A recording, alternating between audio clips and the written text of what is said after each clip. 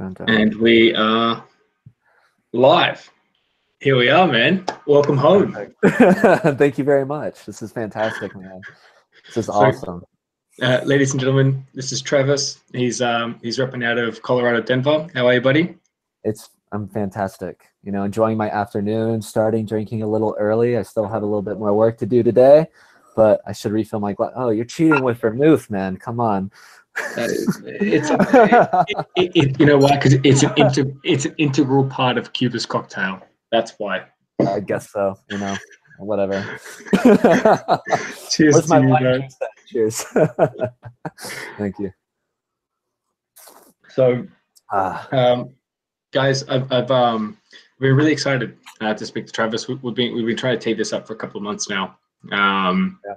Travis has been touring around Australasia the last few weeks, and we're going to talk about sharing ideas and this fluid motion of how bartenders and the bar community share different concepts and ideas, and how that makes us better, and how that improves our legacies, and also putting small cities or smaller style markets on the map.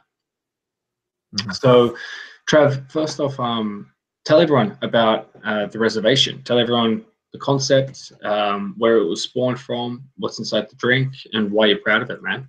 Yeah, so, well, I live in Denver, Colorado right now. I've been here for almost about 2 years now. And just like a lot of other people who live here in Denver, not all of us are from here. And it's kind of nice. So we're all able to connect on that aspect. And there's a large base of us here in Denver that are from Florida.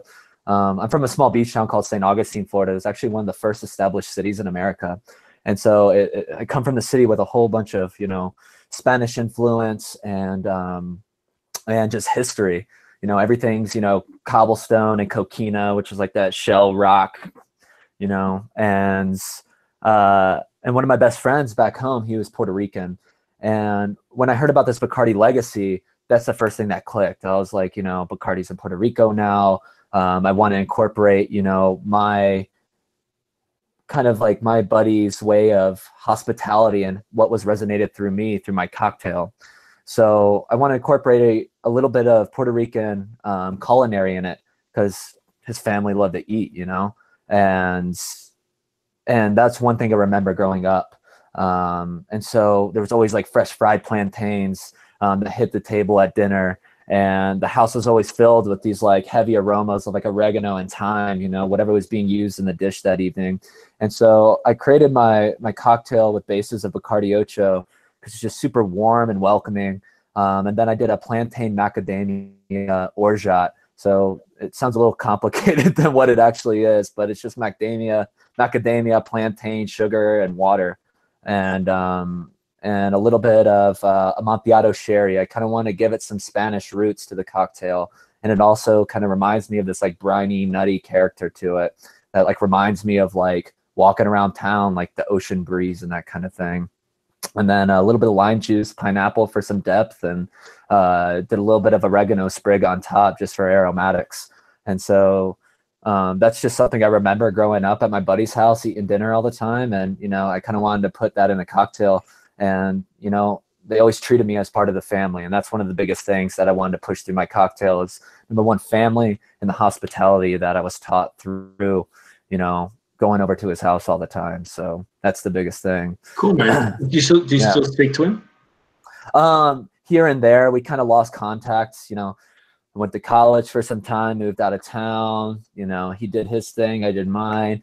And I recently like I hit him up not too long ago, and I told him, you know, what I was doing, and, you know, I was raising money for Puerto Rico and that kind of thing through some of my sales during my campaign. So I really wanted him to know that I appreciated him and what his family has taught me and that kind of thing. So hopefully he heard out for that. So yeah, cheers to him. Yeah, cheers to your buddy, man. That's for sure. That's a really warm story, dude. So I think it's one of those things, like when you're creating a legacy, it's really hard to find something that's personal for you and that you can connect with, but more importantly, like what you can share out. So I think you've done a really good job in finding that really, or walking that really thin line between having a story that's too personal, Yeah. but also having a concept that others can find a portal within. So this concept of family, and it's you and I, we're living this concept of Bacardi family right now, right? Yeah. I mean, of course. like fuck, we're doing it right. We've never met, we've never shared a beer, but there's something. And for anyone that watches this, it's the weirdest feeling. It really is. We're sharing this one common competition, and it's almost like the barriers are broken down. It doesn't feel like you're strangers, because you're going through the same trials and tribulations of legacy, that it endears you to people all around the world that are sharing the same experience. Mm-hmm. That's very true. And that's one of the biggest things I notice. I mean, I've gotten more outreach from people in different countries than I have in my own country. And I think it's just super freaking cool, man. I got people in, Peru, like saying what's up. And, I got people in Sweden and Australia and New Zealand and Tokyo. And I'm like, this is ridiculous, man. Like when I was guest bartending in Tokyo, I had the whole Bacardi team in that bar just, hanging out with me, getting, just getting silly, man. It was such a good time. It was such a great time. Well, I think and this is kind of like leading into our first point, like this idea of sharing ideas, and we spoke very briefly that my background is from Sydney, Australia. I cut my teeth and broke my bones in the bar scene in Sydney.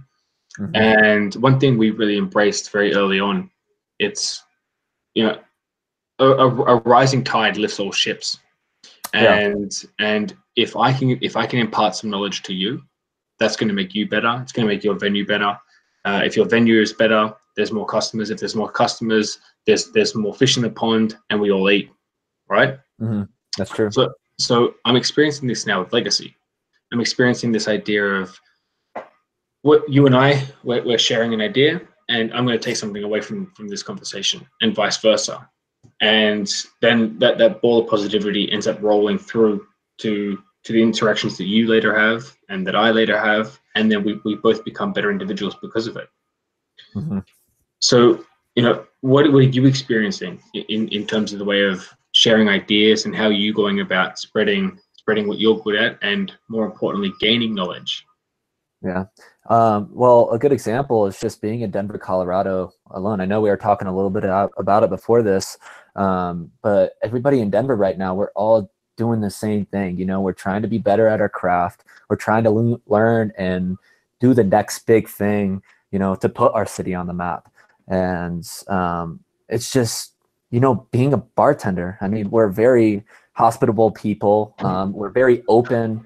And we like to talk. I mean, and so being able to just go out and put yourself out there, that's one of the biggest things that, that I've tend to learn more about things in my craft. I mean, you can read books all day, and you can, look whatever on whatever website to learn something new, but, nothing's going to resonate and nothing's going to stick with you until, you go to a different bar and, say what's up and ask questions and why do you do this, and, make a friend, Yeah. And so. And I suppose for me, you use oregano as a garnish. And one thing I wanted to ask you is, how come you didn't incorporate it into the drink? Like, what's the thinking between adding it on as an aromatic? Because if people don't know, that's included as an ingredient, right? Yeah. So that was the biggest, like, kind of, breaking that barrier, because, learning cocktail and that kind of thing, I was always taught to never incorporate a garnish if it's not incorporated in your cocktail.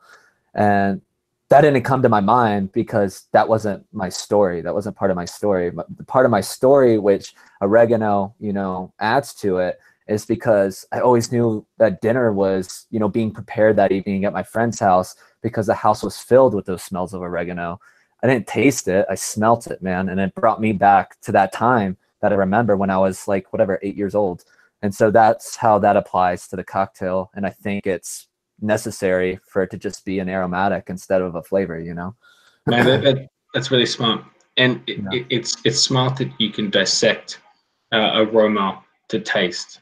And I think when we're constructing cocktails, not just legacy cocktails, but cocktails in general, sometimes that divide gets a little bit blurry, gets a little bit hazy. And like you said, there's all these antiquated laws of what should go in or what shouldn't go into a drink, and part of me feels like you just got to throw the book out the window sometimes. Yeah, it's true.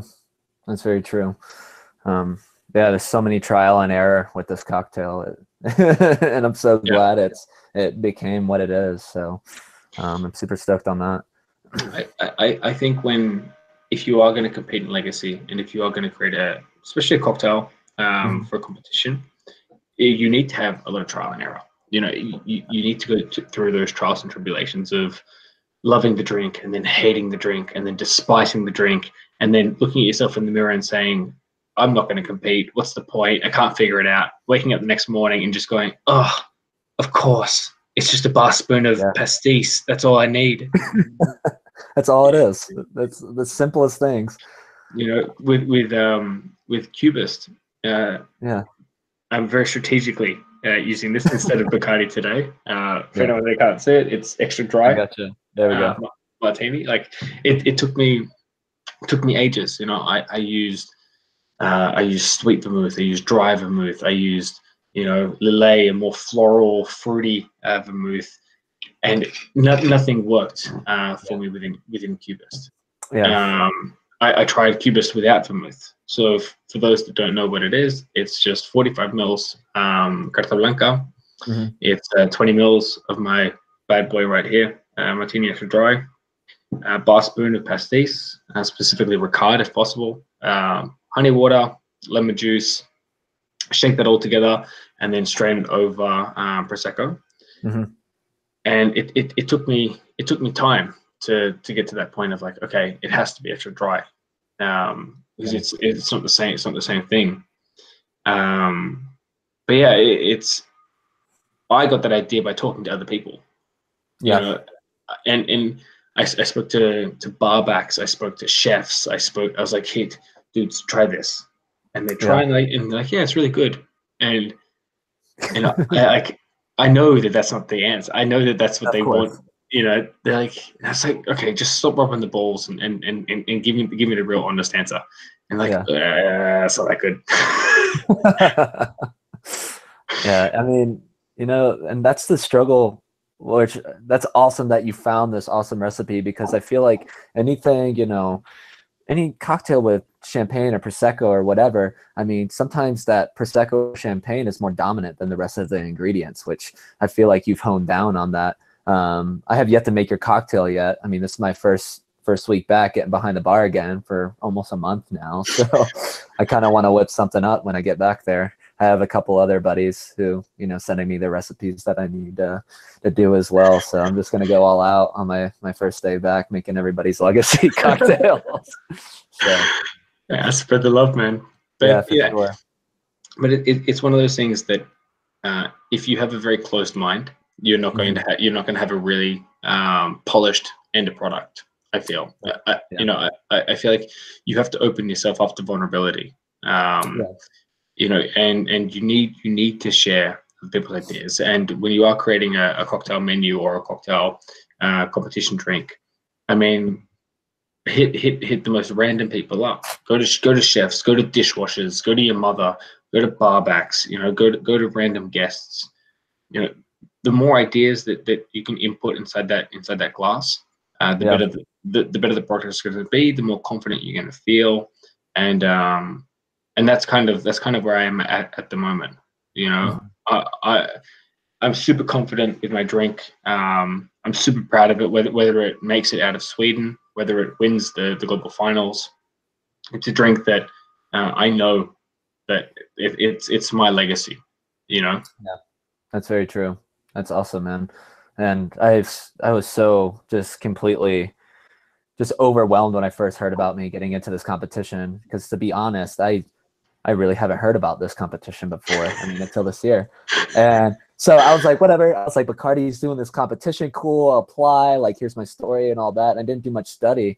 And then I got in, and then I got onto the first seminar, and I was like, fuck. what did I do? What did I do? I didn't sleep for like 2 days. I was just nonstop like turning. I'm like, what do I do? What do I do for a marketing campaign? How do I, push this in my community and meet my market goals? And then shit, I have a trip that I'm going to be gone for a month. Like, and I'm not in one place for, more than 2 days. So I'm like, oh my gosh, it's unreal. And it's, next week is, the competition. And it's, shit. Yeah. You got your final next week. Yeah, it's unreal. It's, there's what, 28 of us from the States, 24, 28. We're all going to be in Puerto Rico and doing that thing. I think there's the Canada as well is coming through too. So we're going to have the whole North America scene. So it's going to be really nice. It's going to be fun. That's going to be a proper party, isn't it? Jesus, there's about 32 of you that are going to be there. Oh yeah. I'm really curious on how it's all going down. So we got dinners and parties every night. So yeah, it's going to be a blast. I tell you, this is a perfect transition point into putting a city on a map, right? Because I've now done radical hangouts with eight US competitors. Mm-hmm. So I've got a pretty good sense of who you're going up against, right? And these guys are coming out of San Diego, which is it's a really hipster upstart cocktail scene. You're going up against guys from LA who are in established, well-known bars. You're going up against the dudes over in where's Pete from? Pete's from Orlando. Yeah, Orlando. But like he's super big in the game. You're up from guys from Washington, Alegría, guys from New York, and then there you are, all the way up in the Rockies, right? Yeah. So what does it mean for you and for Reservation to be able to put the Rockies on your back and say like, hey dudes, like here the fuck I am. This is what I'm about. It just means a lot because I feel like Denver's kind of been underestimated in that kind of thing, and I feel like it's slowly getting there on the map because, we got bars from all over the country, putting in their second, third, fourth locations, in our city. Like that means so much, and that's like, holy crap, Denver's actually doing something. We got Death & Co's second location out of New York here, and we got 7 Grand whiskey bar out of LA. I mean, they're right behind my bar. Like it's super cool seeing that. And then we got these big local names that are just making these cool concepts and, pushing, those 3-4 cocktail bar, sister bars, that are just all just awesome. And I feel like there's 2 of us from Denver that are in the competition, Jacob and I. And it means a lot that 2 of us actually got into it from Colorado. And which cocktail is Jacob? He's I'm sorry, he's gonna kill me for this one. Look, it's Look at the Sun, I believe. Oh, he's gonna hate me. Sorry, Jacob, if you're listening to this. I'm gonna deliberately tag this Jacob guy in here. Look to the sun. There we go. Look to the sun. There we go. I haven't seen it. We got to give him a shout out for sure. Yeah, shout out to Jacob. I haven't seen. Is he on Instagram? Is he? Yeah, he's on Instagram. I think he's doing more promotional through Facebook, and his personal Instagram. His Instagram is Cheese and Booze. Check it out. And he's doing a legacy for a change. So a lot of his proceeds, he's traveling all around the US, and a lot of his proceeds go to making a change through charity, and a list of charities that he's provided, anything to, I think depression and I'm sorry, I'm not well versed in all his charities that he's in. But so he's doing a great thing.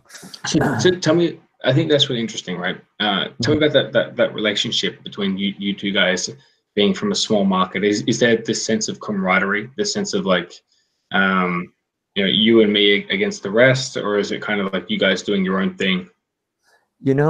Being in this competition, I haven't really had this thought of like, all right, it's on. Like, you're fucked. Like, I'm gonna win kind of attitude. It's been more like kind of sharing each other's ideas. Like, what have you been doing? Like, how have you been tackling this, marketing campaign? Like, what have you learned through the process? And I wasn't too familiar with Jacob until he got into the competition. I've seen him around town, like whatever, being in competitions like locally and that kind of thing. Because it's a very small, tight community. We've either heard your name or we saw your face some way or form, and this kind of gave us opportunity to kind of talk and say like, what's up? And so that's one cool thing that Legacy has offered. It's more of a connection more than a competition. I don't see this as a competition at all, and I don't know if that's going to set me back in the way of thinking like that. No. If anything, that's the right way to approach this. Yeah. The right way to tackle Legacy is to not see it as a way to push others down. The way that I've been approaching Legacy, it's all about, how do you incorporate others, and how do you connect, and how do you collaborate, and how do you succeed together. And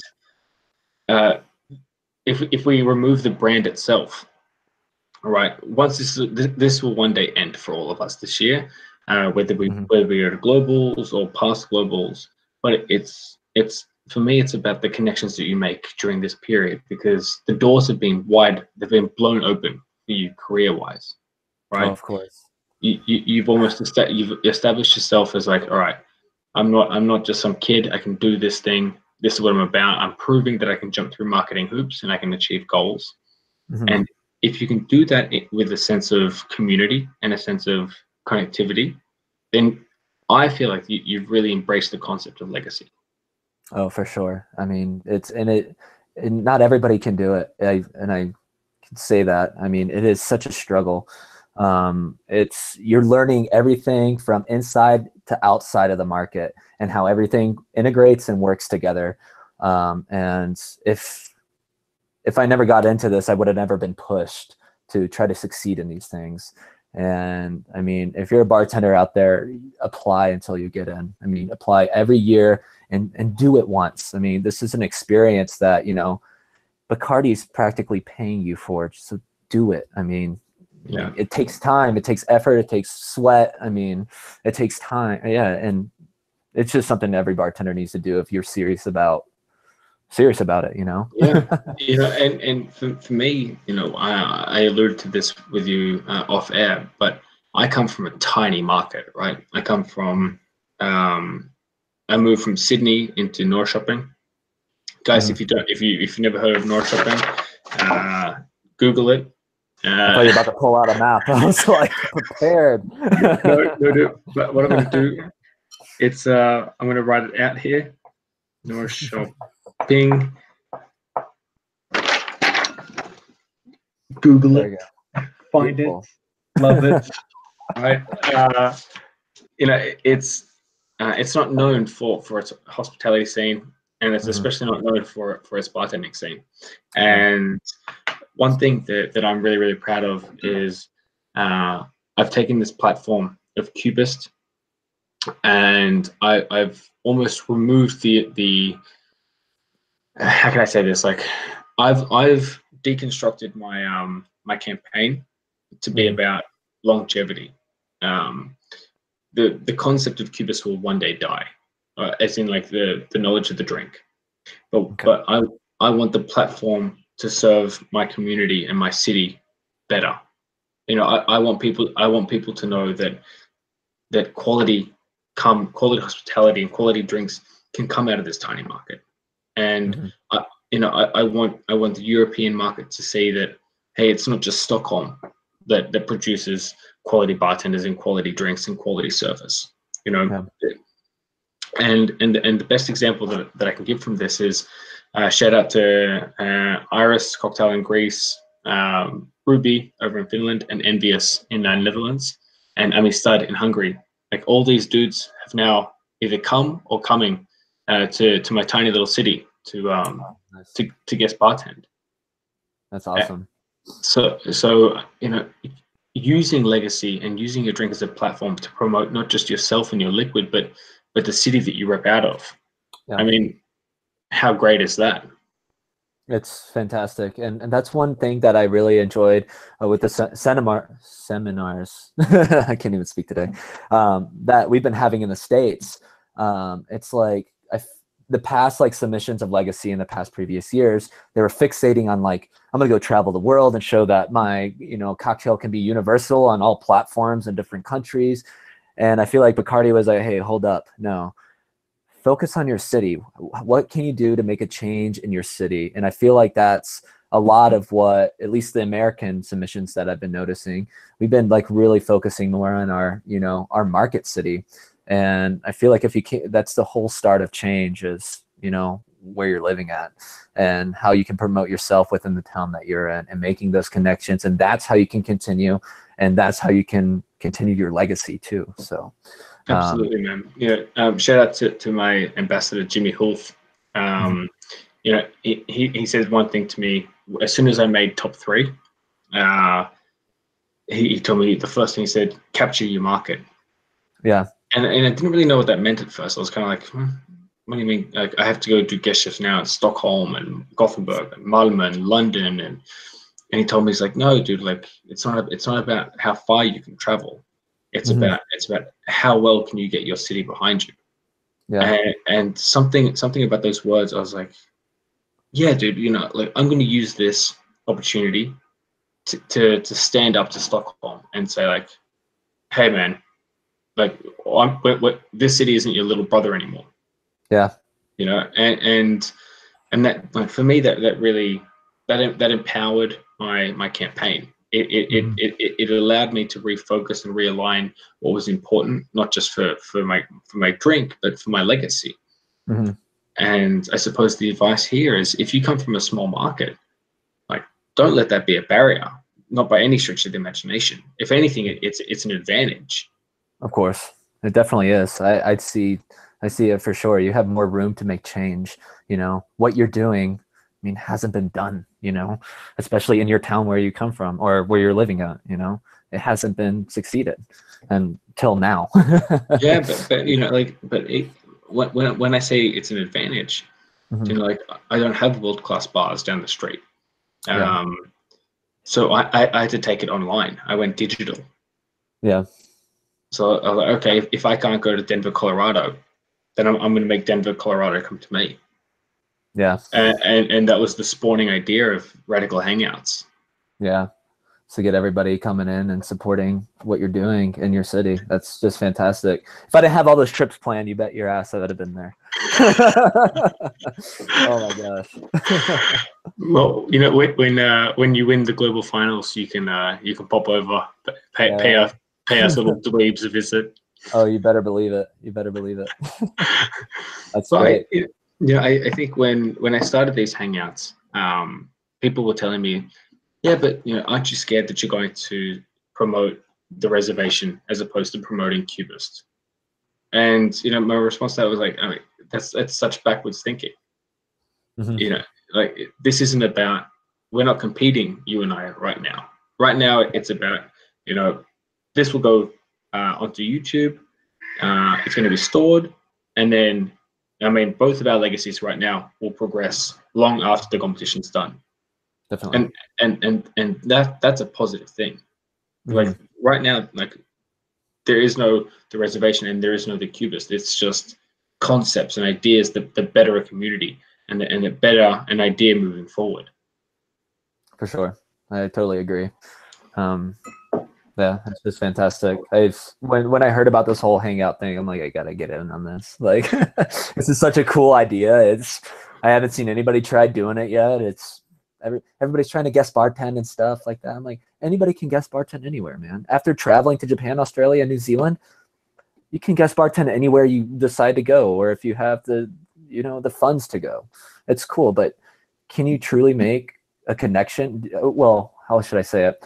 Do you have to guest bartend to make that real friendship and connection with a bar or with a bartender at those bars?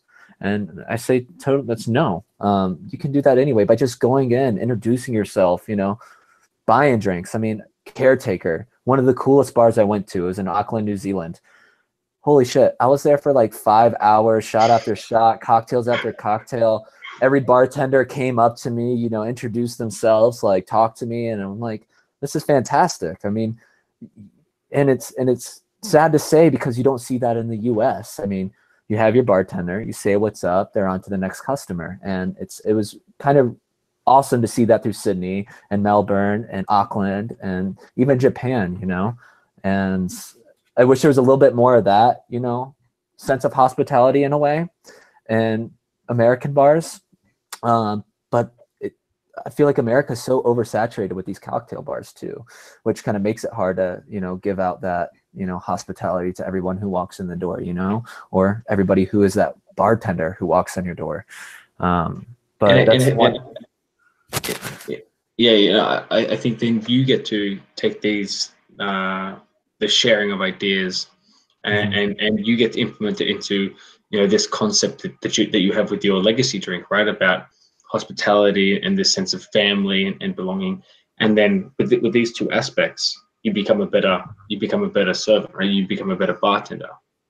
And I think that, like, in that meeting of ideas, a lot of growth can happen. That's true. And being able to go and, you know, experience those bars on my trip, I mean, it made me think a little bit more in how I bartend and how I treat my guests as they walk through the door. And that's something that I try to resonate through my drink. It's going way back to the meaning of my cocktail, is that when going to my friend's house growing up for dinner, you know, stepping my first foot in the door, I was always warmly welcome and I was treated as part of the family. And I felt that completely everywhere I went across these. I was like, holy shit, this is real. And I want to see more of that, you know, especially here in America. And I mean, it's tough. And I feel like we're slowly getting there to that hospitality, because Denver, I mean, we're such a new city and we're still figuring things out. And our community's tight because we're learning from each other and trying to push those boundaries. But sometimes hospitality's lost sometimes, and people don't take that into account of, like, you know, saying that's what makes a good bartender, you know. And it takes one person. It takes one person to to kind of flip the switch. And you know, one thing I always tell the guys that I train behind the bar is customers don't know what they're missing out until they've had it. All right. Yeah. So you come back from your trips, you know, you apply what your story within the reservation is all about, and then you know, you utilize these things that you've experienced. You give that to one guest, and then the ripple effect from that is ginormous, right? Because then they go to the next venue, and when they don't get that same level of attention, hospitality, and care, and then all of a sudden they're like, well, why not? Like, what was different there? And then there's that one concept that keeps coming through. Yeah. And it just takes one open mind to change an entire community. I feel like that I'm not as thankful that I am now bartending. Like, Japan completely changed my mind. You know, bartenders there and bar owners completely take hospitality to the next level. I mean, I was at Bar Benfitic, and the owner of the bar is the bartender. He greets you, he sits you down, he closes the door, and then he takes your order. When you're done with your cocktail, he thanks you and shakes your hand, and he opens the door and presses the elevator for you and sends you off and bow. Like, that's unreal. Like, what? Are you kidding me? That's awesome, dude. Like, that's by far, like, my expectation of, like, what the meaning of hospitality means. Like, I mean, yeah. I felt like family. I felt like I just came into his house, you know, stayed the night, and, you know, I felt like I had a good conversation the 20 minutes I was there. Like, you know, it's just unreal. And it totally changed my mind and, like, how I see, you know, hospitality in America. And it could be better. And I want to promote that. And I hope people are hearing me. I'm not saying that, the city I live in has horrible hospitality, because it doesn't. I'm just saying it could be better. I mean, from what I've seen, and I feel like that's just the start of what makes a great place and a memorable place, no matter how busy you are or how much time you don't have with a guest. I mean, you can always make a statement, even in the 2 seconds you say hello, Absolutely, man. And I think we have such a perfect platform for that, Oh, for sure. So, hey, man, it's been an absolute pleasure speaking with you, dude. Oh, you as well, man. I wish the best of luck, and I hope you make it just so far in this, and I hope I can see you in the World Finals if I make it that far, but we'll see. Fingers crossed. There's 2 markets that I'm really scared of. And I'm super stoked that I'm not part of them. One of them is the US, and the other is Australia. I mean, right now in the US, there's some really cool people doing some really cool things, and I think whoever comes out of whichever 2 come out of the US, I think that the end result is I mean, you guys should all hold your head up so high, and you as well, Trav. I mean, the fact that you and this Jacob guy are killing it out of an emerging market. I mean, you deserve massive love for that. Thank you. That's great, man. Thank you so much. Yeah, I'm really curious. This is the first biggest competition I've been involved in. Other than that, I did a competition at a strip club in Denver, Colorado, and was it a strip comp? Is that what it was? No, it wasn't a strip competition. It's a cocktail competition at a strip club. Different. It was a blast, though. It was such a blast. And then I've done smaller things, and then this is the biggest opportunity that's come on my plate, and so I'm trying to learn as much as possible, and just trying to tackle it with the little experience that I have in this industry, but it's been a really cool learning thing. Love Absolutely, it, man. Yeah, and I think a closing thought is, if you do get into legacy, it's one of those things that you need to milk it for everything that it's worth. There's so much knowledge and so many potential partnerships and potential connections globally that we were down in London for a PR boot camp with a few countries from around Europe, and there was a couple of dudes that went there, and it was just shot, like going gun ho, as you say. What was it? Gun ho, here we go, right? Yeah, that's it. Yeah, and the Swedish team, we were just kind of like sitting there, like, chill, everyone from the Swedish squad, like, just take it easy. This is a job interview, right? Of course. You use this as networking. Use this as an opportunity to grow your brand and to grow, what's that famous saying that Goma says? Your legacy only ends when you want it to end. Exactly. Yeah. So yeah, milk it, man. Go to Puerto Rico, have the most amazing time, make some amazing connections, and you never know what comes out of this. You might meet someone that takes you to LA next, and from there you might meet someone that says, "Hey, let's open a bar together," and then bang, it's the world's your oyster at this point, mate. The opportunity is real. It really is. This is one of the biggest things where, opportunity is in front of you, and it's your choice, getting into this competition, if you want to grab that and take advantage of it, or just let it bypass you and be overwhelmed with everything is thrown at you. In a way, that's the best way. So absolutely, man. But buddy, I wish you nothing but peace, love, and happiness, man, and success, and you're gonna do great, bud. Sweet. Thank you, man. Cheers to you, man. Don't bag me for the move. I'm not anymore. Ladies and gentlemen, 20 mils in Cubist. It makes the world of difference. Don't tease me. We got a whole 60 mil of this in the reservation, so get ready. Here's to the reservation. Here's to Cubist. And here's to you, Trav. There you go. Cheers. Take care. Talk to you soon, man. You too, brother. Peace and love. Bye. Peace. You got it.